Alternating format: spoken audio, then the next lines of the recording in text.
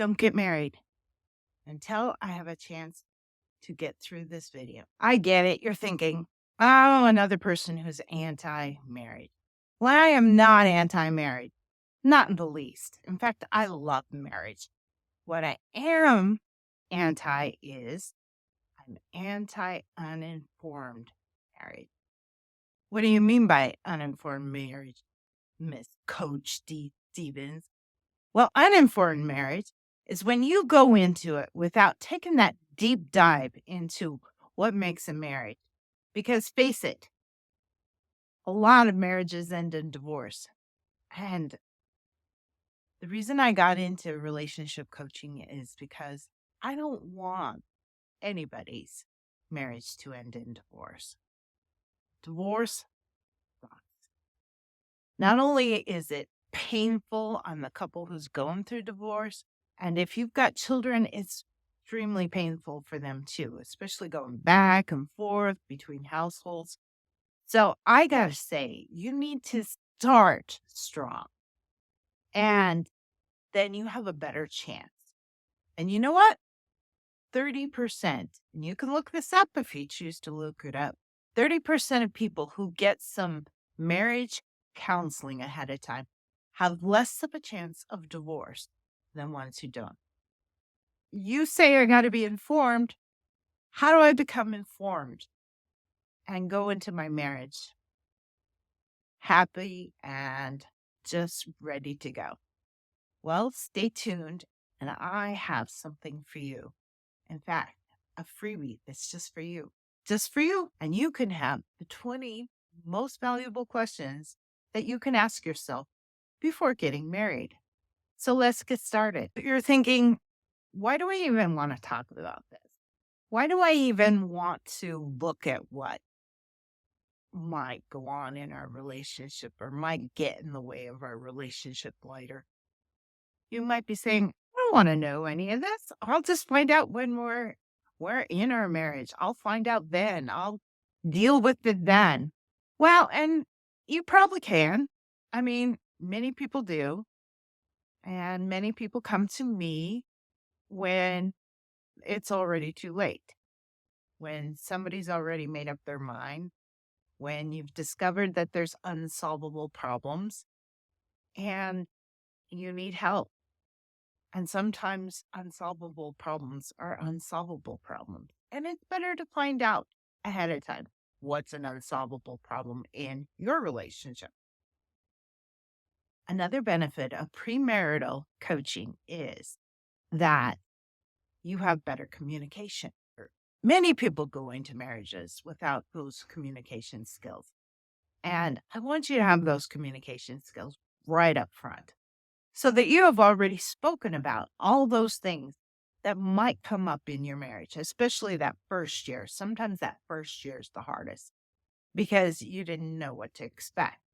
It is so much better to go in informed and have that communication right from the start than to get years down the line and find that things are not working. And they're not working because you haven't even spoke about them. Another reason why you want to have premarital coaching is so that you can have a structure that's already set up. Like, you know when you're going to have children, you know when you're going to buy a house, you know exactly what to do with your money when you get paid on Friday. It's all set up ahead of time. You know everything. And there's going to be less argument and less fumbling around and less trying to fly that whole airplane while you're in the air.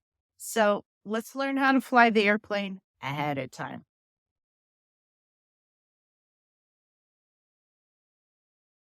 Okay, now I'm comparing marriage to an airplane. I don't know. Sometimes relationships are harder than airplanes. If you were to ask me what most people struggle with in their relationship, I would have to say it's those expectations. Like, you expected your partner to be more involved, do more work around the house. You expected them to maybe stay home and take care of the children. It's those expectations that you came with from your own home when you were growing up. You saw your parents do it and you expected that's the way all relationships work, right? Wrong.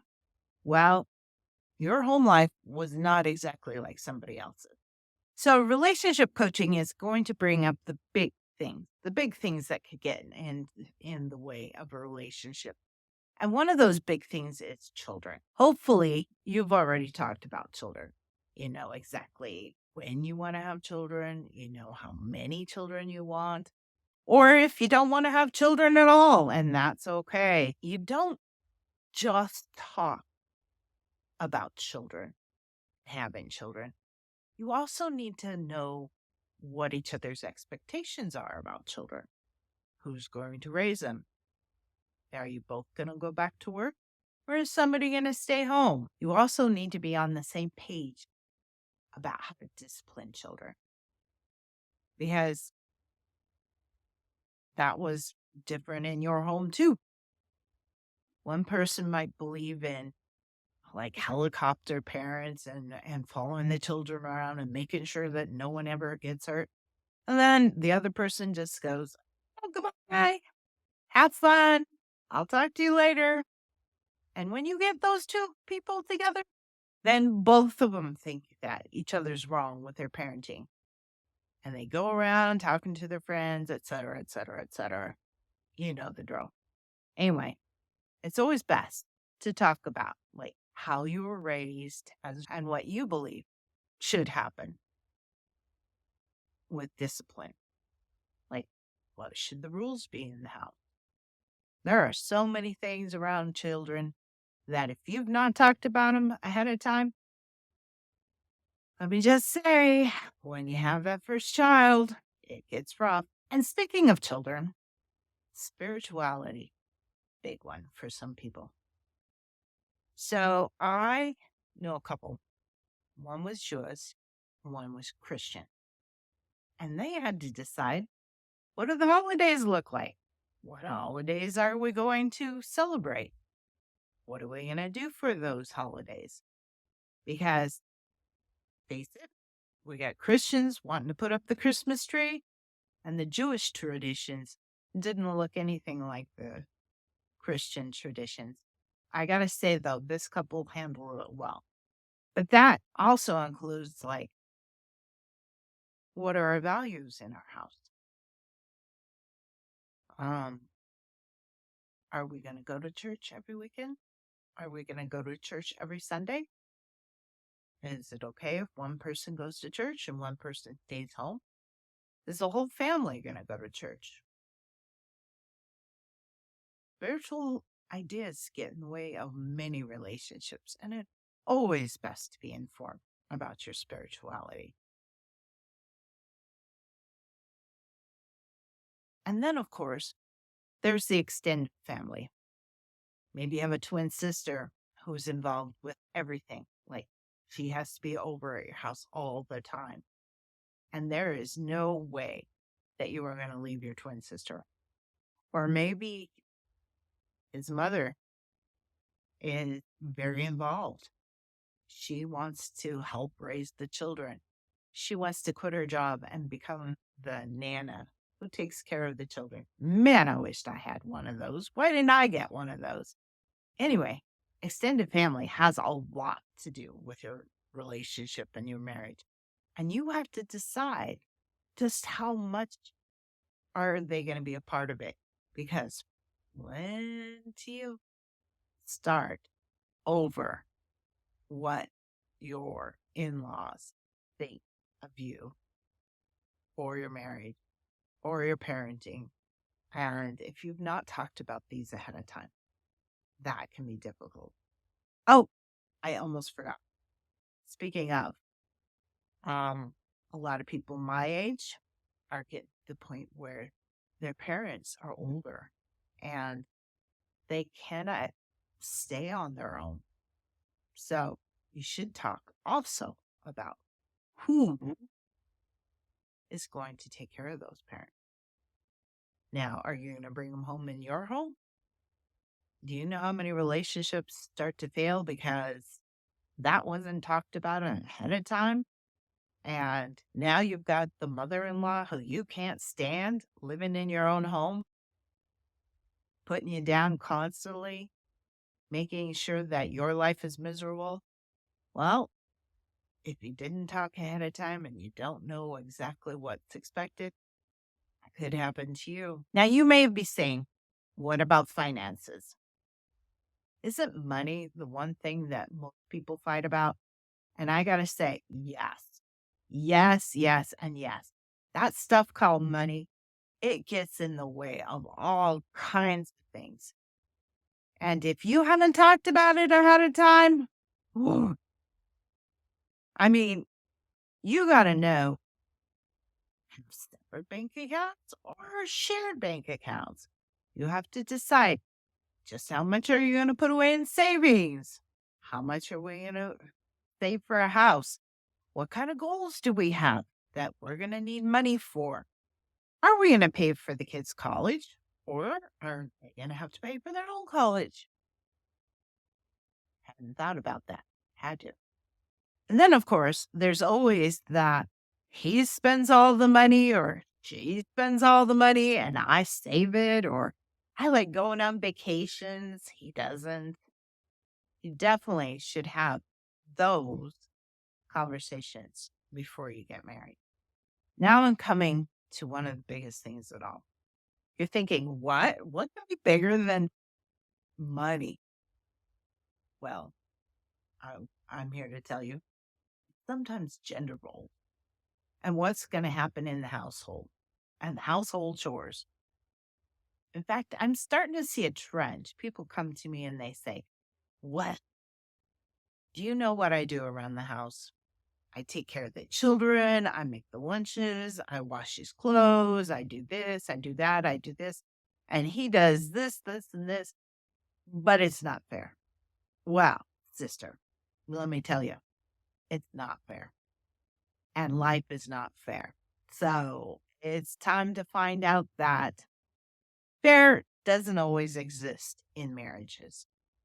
And what you think is fair, they might not think is fair. Like, if you're always stuck having to clean up the backyard of the dog poop and you hate that more than anything, and all they have to do is dishes once a week, yeah, that's not fair. You're stuck with the horrible job. But face it, don't hire someone to do it. Somebody's stuck with that job. So you're thinking, well, I'll hire somebody to do that. Somebody will come in my house once a week and clean. Well, remember the part about money? You got to have money for it. If you figured out the money, that's great. But a lot of people, that's not going to happen for a long time. So figuring out who's going to do what and what chores, that's a big one. And you need to talk about that ahead of time. Those are just a few things that are on my 20 questions that you should be talking about ahead of time. So my advice to you is that you go into the description below and you get your free fillable copy. Yes, free fillable copy for those 20 questions. You print one out for you. Yeah, print one out for your fiance, and you both go away from each other. Just go somewhere in the house and you fill that thing out. And you be honest. Like, don't think about what they want to hear or think they might, because the real you is going to come out eventually. So you're real honest. You're real honest with that. And you fill that out. And then you come together and you discuss it. Maybe you read one and then they read one and then you discuss it and you find out, where are you on the same page? Where do you need to give some wiggle room, or what you're going to do with it? So that's how you handle those questions. And if you find that you need more help with that, well, here I am. I'm the relationship coach. Come to me. I have a new program just for people getting married. In my premarital coaching package, you're going to book a 90-minute session. And in that 90-minute session, you're going to get clear communication. You're going to find out about your financial harmony. You're going to come up with a parental agreement. You'll just be clear on everything that you need before you get married. I've included some special bonuses, such as my relationship communication workbook, which is a $12.99 value. You also get access to my 14-day romance webinar series that I did one year at Valentine's Day and recorded for everyone, as well as 1 month of text support. Now, you might say, well, how much does this program cost? Well, it's $249.99. But since I love my YouTube fans so much, I'm going to give you $50 off. All you have to do is say engaged 50 in checkout, and you get $50 off this price. Now, this may not always be the same price because I'm going to get booked up so much doing these 90-minute calls that I'm going to have to increase the price. So you better jump in now while you still can. So why are you still here? Go ahead, get your 20 questions, get started on that, because you do not want to get married until you've had discussions about these 20 things. And I'll see you in the next video. Bye. Love ya.